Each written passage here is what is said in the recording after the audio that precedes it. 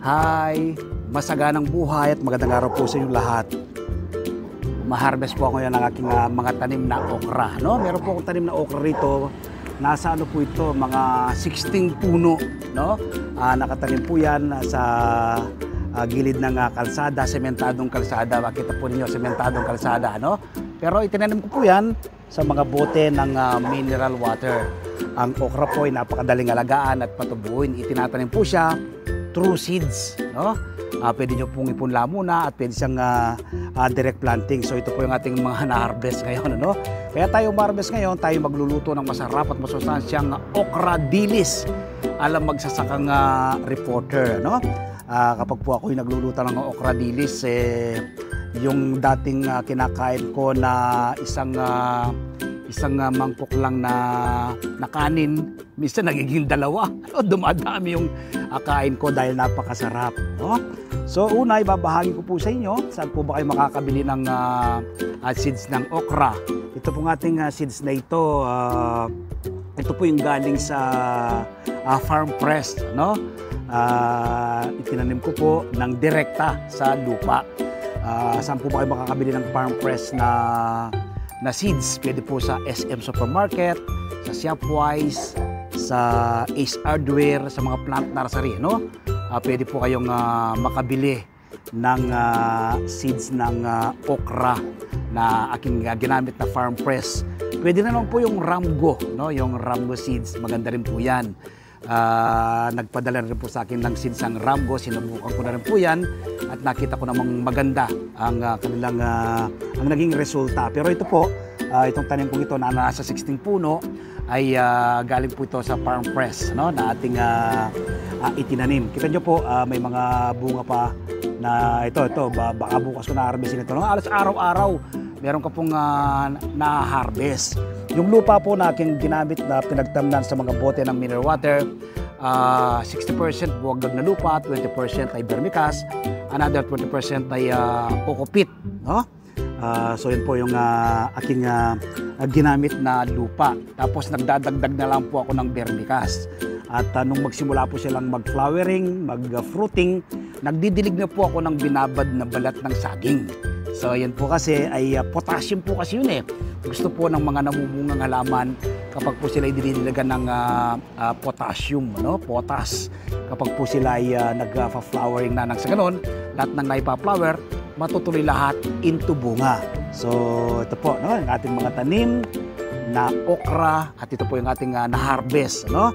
Ngayong araw na ito. Bali pang ano ko na po ito, pang 4 na harvest ko na, no? Mula nung magsimula silang magbunga. Pero ngayon, ang dami na lang pong naibunga. So ito po yung ating na-harvest at dami pong flower. Papakita ko po sa inyo. So yan po yung ating mga tanim na okra. Yan po yung kanilang mga bunga. Kita nyo po, sa mga bote lang po yan ng mineral water, no? Sa paso, yan, isa tayo sa paso, sa bote ng mineral water. So yan po yung mga bote ng mineral water. Yan. Kita po yung ating mga tanim na okra. Ito to, pwede na namang i-harvest yan. Yan po yung mga bunga, oh. Ha? So yan po ang ating mga tanim na okra sa mga bote ng mineral water. Ikutan po natin, ha? Yan. Kita niyo po dito, green na green po sila, oh. Yan, tingnan niyo po ating mga tanim na okra. So sa gaya ng banggit ko, nasa mga 16 puno po itong ating mga tanim na okra nito, no? Yan, magkasunod na 2 bunga sa bote, no? Ito, yan, bunga na naman. Tapos ito niyo po yung mga flower, oh. Ito niyo po yung mga flower, oh.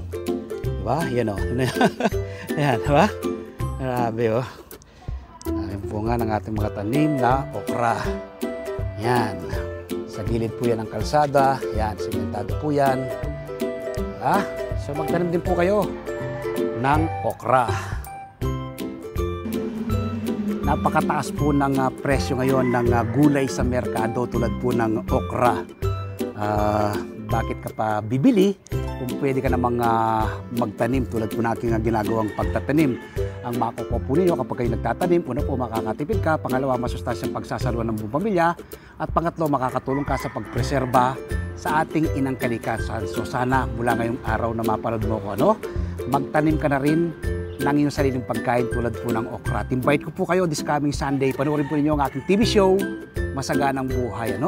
Ibabahagi ko po sa inyo ang step by step na pagtatanim ng okra sa mga bote ng mineral water at ang pagpapabunga, pag-harvest hanggang sa pagluluto ng masarap at masustansyang okra dilis.